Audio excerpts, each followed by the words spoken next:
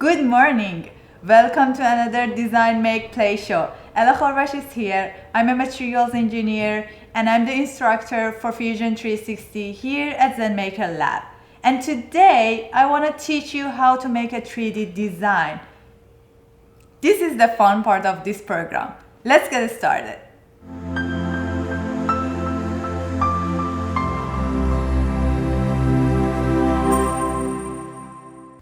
Now that you are familiar with making a sketch, I'm gonna make some really cool thing. So here we have made this sketch with spline and the line, just it. And now I want to make a cup out of it. And the only tool that I need is the Revolve Tool.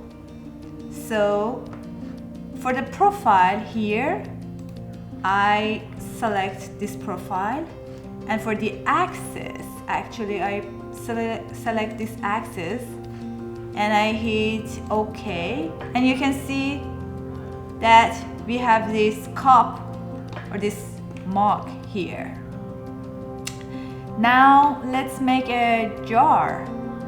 So you can see these sketches, and I made them on top of each other by just offsetting the plane.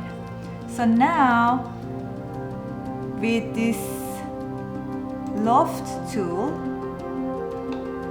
I just need to select. I'm gonna cancel here, start.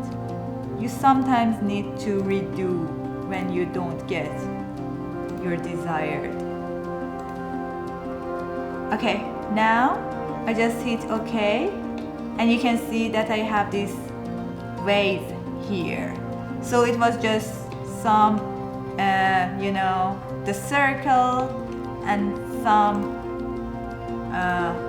other circles on top of it, and I made this vase of it. Now I want to make a handle for the cup. So I made this sketch here with the spline tool, and now again this is sketch, and it's the circle, and the only tool that I need is the sweep.